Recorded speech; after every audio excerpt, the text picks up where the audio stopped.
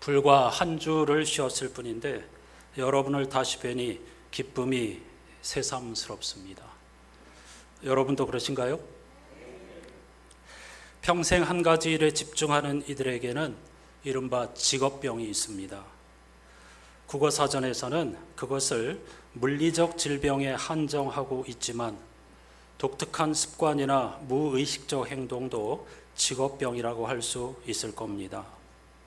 목사에게도 직업병이 있습니다. 병명은 잔학계나 설교 생각입니다. 물론 그것은 즐겁고 행복한 족쇄입니다. 미안하지만 저는 목사라는 직업이야말로 세상 최고의 직업이라고 생각합니다.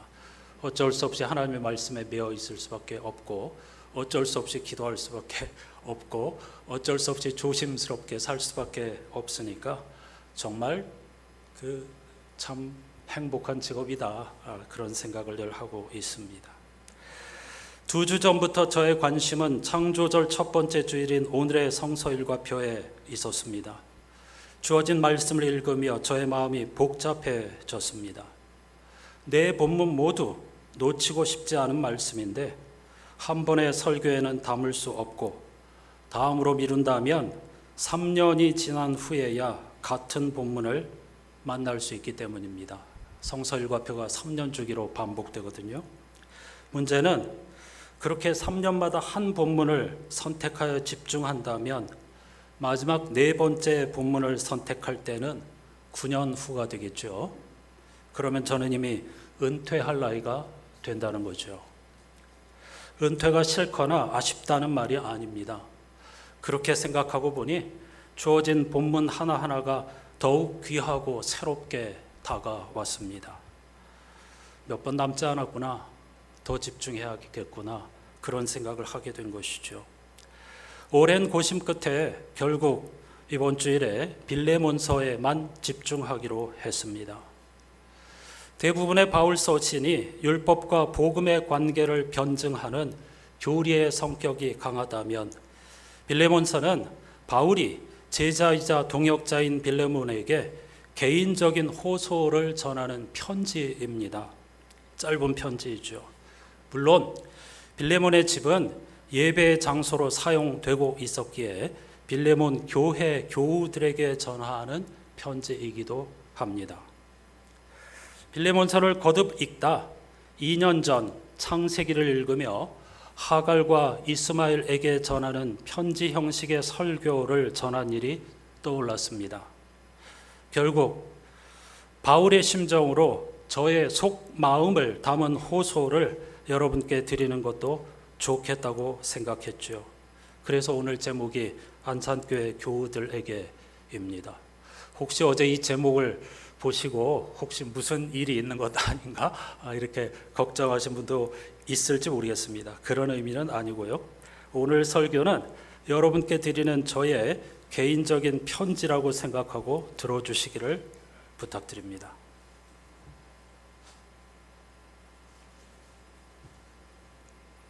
편지입니다. 사랑하는 안산교회 교우 여러분, 저는 한 주간의 휴가를 얻어 여러분을 떠나 있습니다. 하지만 제 마음은 언제나 여러분과 함께 있답니다. 빌레몬서를 읽다 보니 로마 제국에 의해 일종의 연금 상태에 놓인 바울은 빌레몬의 집에서 예배드리는 성도들을 그리워하며 만남을 고대하고 있더군요. 제가 연금되어 있는 상태는 아니지만 여러분을 떠나 있기에 제 마음도 그와 똑같습니다. 저는 지금 8월 31일 주일 예배를 여러분과 함께 하기 위해 기다리고 있습니다. 비록 영상으로 함께하는 것이지만 설렘 반, 걱정 반의 심정이죠. 예배를 준비하는 부담이 얼마나 큰지를 잘 알기에 어제 이 목사님께 잘하실 것이니 너무 염려하지 말라고 문자를 보냈습니다. 그렇잖아도 긴장 속에서 고치고 고치기를 반복하고 있다는 답이 돌아왔죠. 저는 다시 예배라는 은총의 잔치를 베푸시는 주인은 주님이시니 걱정하지 마시라고 했죠. 오늘 안산교회와 모든 교회의 예배 가운데에 하나님과 예수 그리스도의 은혜와 평화가 있기를 기도합니다. 바울은 빌레몬과 교우들에게 자신의 개인적 호소를 담은 편지를 썼습니다. 당신은 인편으로 전할 수밖에 없었기에 오네시모라는 사람에게 그 편지를 전달하게 하면서 이 사람은 나의 심장 같고 오른팔과 같은 사람이라고 강조합니다. 사실 오네시모는 무슨 이유인지 알 수 없지만 주인인 빌레몬을 배반한 도망 노예 신분이었습니다. 바울은 빌레몬에게 오네시모가 전에는 그대에게 쓸모 없는 사람이었지만 지금은 그대와 나에게 쓸모 있는 사람이 되었다고 호소합니다. 담임 목사인 저에게 오른팔과 같은 사람은 저와 함께 목회하는 동역자들입니다. 여러분은 보통 부목사라고 부르지요. 그런데 사람의 쓸모는 입장에 따라 달라지는 것 같습니다. 제가 보는 쓸모와 여러분이 기대하는 쓸모가 다르다는 것이죠. 저는 성실함과 진지함을 잃지 않고 끊임없이 공부하는 사람을 쓸모 있는 동역자로 생각합니다. 하지만 여러분이 생각하는 쓸모는 친절과 부지런함에 있는 것 같습니다. 간혹 이 목사님이 무뚝뚝하다는 말과 예배당 관리가 부실하다는 이야기가 들려옵니다. 심지어 저에게만 잘 보이려 한다는 말도 들려옵니다. 여러분, 복음에 매달리는 목회자의 삶을 살기로 다짐한 사람이 하나님 앞에서 똑같이 쓸모없는 종에 불과한 담임 목사에게 잘 보여서 무엇을 얻겠습니까? 만일 그런 생각이라면 이 길을 걷지 말아야 하겠죠. 물론 이 목사님이 경상도 태생이라 그런지 아기자기한 맛이 없어 보일 수도 있습니다. 제가 한없이 부족하듯 부족한 부분도 당연히 있겠지요. 이 목사님께는 비밀이지만 제가 새벽 인도를 위해 나와서 항상 하는 일이 있습니다. 바로 예배 전 소예배실 탁자와 의자 정리입니다.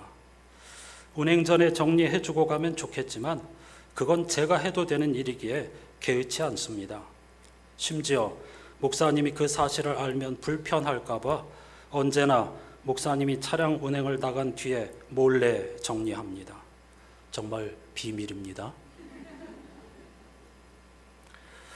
대신 저는 목사님의 겸손과 진지함과 노력을 쓸모로 받아들이고 응원합니다. 목사님의 쓸모는 하루아침에 생긴 것이 아닐 겁니다. 아마도 평생 개척교회 목사로 찢어지게 가난하게 살아온 부모님과 적어도 목사님 부부에게는 가장 쓸모 있는 아들, 딸들로 인한 인고의 세월과 몸부림이 그의 목회자적 쓸모의 자산이라고 저는 생각합니다.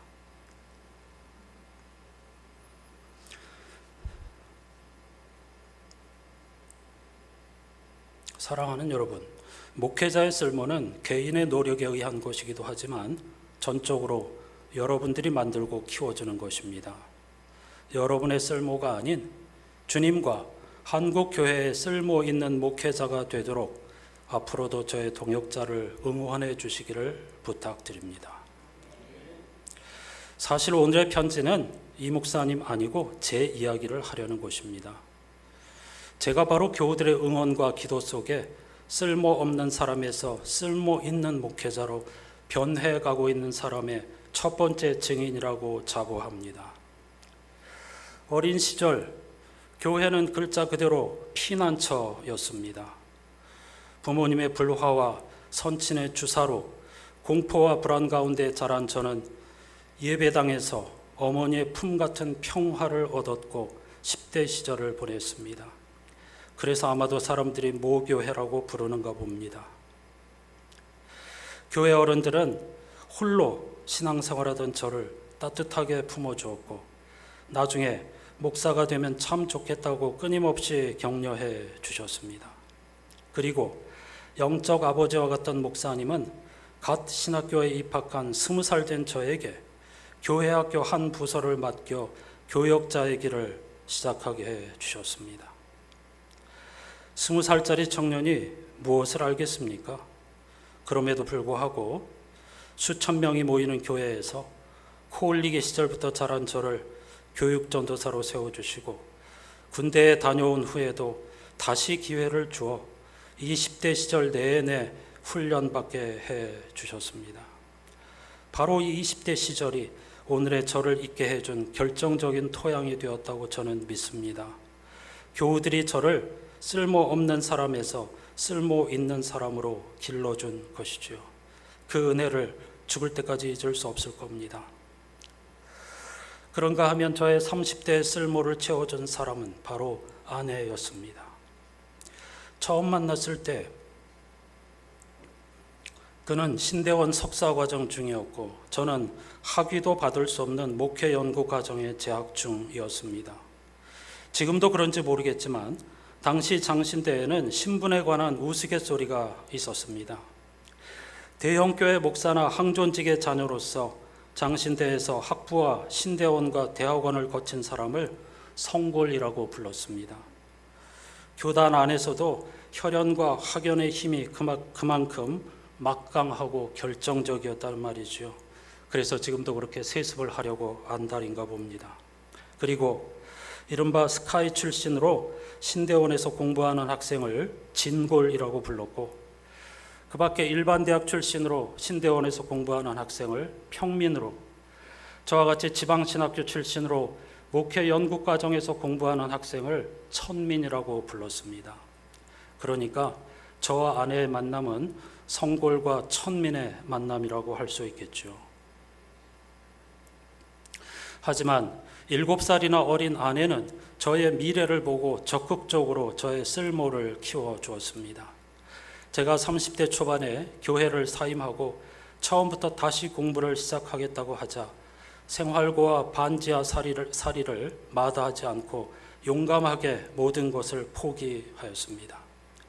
그렇게 아내의 전폭적인 응원과 희생으로 치열하게 보낸 30대가 저를 이나마 쓸모있는 사람으로 만들어준 것이지요. 그리고 40대의 부교역자 시절은 다시 교우들이 저의 쓸모를 키워주었습니다. 지금도 그 시절 만났던 교우들이 새벽마다 저를 위해 기도한다는 문자를 가끔씩 보내주십니다. 저는 그 힘으로 버티고 있다고 믿습니다. 얼마 전 서울교회 권사님 한 분이 전화로 혼자 생활하는 저의 안부를 물으면서 제가 가장 사랑하는 목사님이라고 불렀습니다. 깜짝 놀라서 권사님, 담임 목사님을 가장 사랑해야 한다고 했더니 물론 현재 담임 목사님을 사랑하지만 송 목사님은 제 영혼의 목사님이기 때문에 그렇게 부른다라고 하시더군요. 자랑이 아닙니다. 교우들의 이런 끊임없는 응원과 사랑이 제가 지금까지 여기 서 있을 수 있는 이유입니다. 바로 여러분들이 교역자들을 쓸모 있는 사람으로 만들어 주시는 분들이라는 것을 강조하고자 함입니다. 바울은 빌레몬에게 자신의 청을 전하면서 그대가 지금만큼 된 것도 나의 덕인 것이 사실이지만 나는 그대에게서 그 값을 요구하려는 것은 아닙니다 라고 합니다. 눈치채셨나요? 짐짓 압력을 가하는 것이죠. 그대가 지금만큼 된 것도 나의 덕인 것이 사실이지만 거기에 방점이 있죠. 나는 그대에게서 그 값을 요구하려는 것은 아닙니다. 무슨 말이냐 하면 오네시모를 다시 자신에게 보내어 자기를 돕게 해달라는 청입니다. 여기서 저도 지금까지 저를 쓸모 있는 사람으로 만들어준 것은 여러분들의 응원과 격려 때문이지만 제 자신의 살과 피 그리고 진심을 다한 노력도 한몫했다는 것을 살짝 덧붙이고 싶습니다. 이렇게 14년의 부교역자 생활을 거쳐 여러분의 목사로 부름을 받고 또 14년이 흘러 어느덧 60을 바라보게 되었습니다. 저의 50대 시절의 쓸모를 길러주신 분은 바로 여러분입니다. 특히 아내를 떠나보낸 후 지난 7년 동안 쓸모를 잃어버린 저의 쓸모를 대신 채워주신 은혜를 잊을 수 없습니다. 여러분이 아니었다면 지금의 저는 없었을 겁니다. 제가 어떻게 완벽할 수 있겠습니까? 하지만 제가 그 은혜의 보답으로 여러분께 더욱 쓸모를 채워드리는 좋은 소식을 전할 수 있도록 계속 응원해 주시기를 부탁드립니다. 사실 바울이 빌레몬에게 당부하고 싶은 말은 지금부터입니다. 바울은 오네시모를 두고 전에는 쓸모없는 사람이었지만 이제는 모두에게 쓸모 있는 사람이 되었다고 합니다. 자본주의에 익숙한 우리는 보통 쓸모가 있다고 하면 경제적 이익을 생각합니다. 실제로 노예는 재산이었기 때문에 오네시모는 주인인 빌레몬에게 큰 손실을 끼치기도 하였죠. 하지만 바울이 말하려는 것은 전혀 다른 차원이랍니다. 그는 여기서 일종의 말놀이를 통해 우리에게 예수 그리스도의 기막힌 복음을 전하고 있습니다.